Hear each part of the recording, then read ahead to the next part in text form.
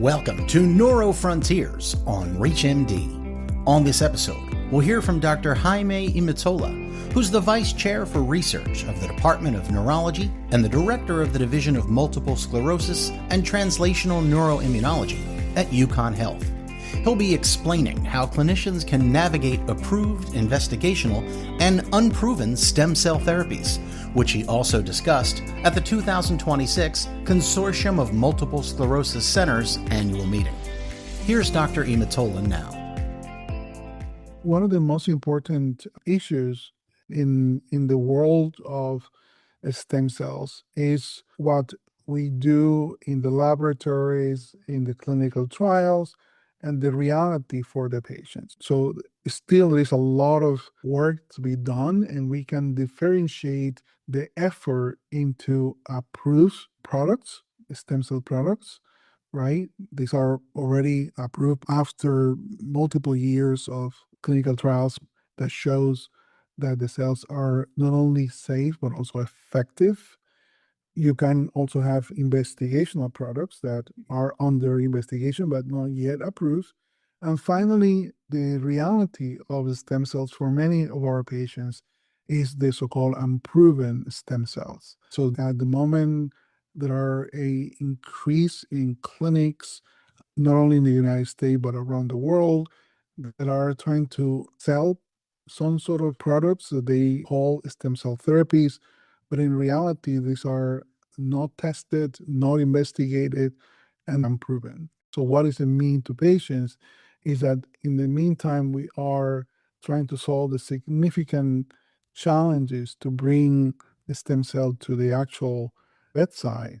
There are other actors that are doing this work of trying to sell unproven procedures in the name of stem cells that actually are causing harm to the patients. So the patients and the clinicians, they need to work together to try to understand their needs. There are many patients going to clinics and med centers in the country asking, hey, doc, what about stem cells? And the doctor should be able to differentiate between what is approved, what is investigational, and what is not approved.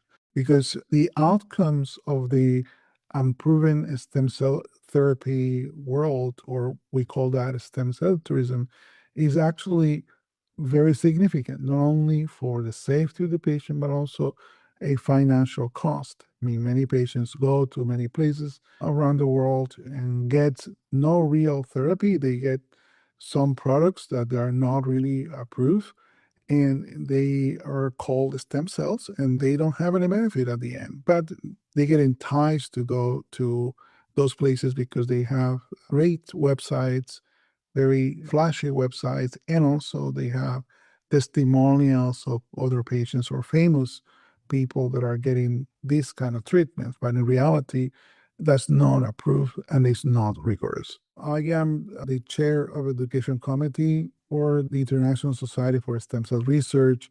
And over the last 4 years, we have worked to generate educational material, not only for patients, but also for clinicians. And recently, we generated 2 courses that are free and are made by experts around the world to try to educate clinicians about the stem cells.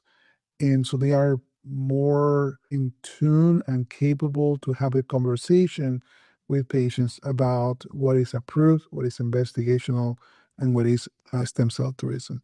The courses are being organized and developed by the International Society of Stem Cell Research and the Harvard Medical School, and they are free for all.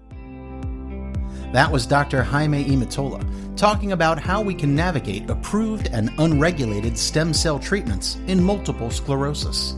To access this and other episodes in our series, visit Neuro Frontiers on ReachMD.com, where you can be part of the knowledge. Thanks for listening.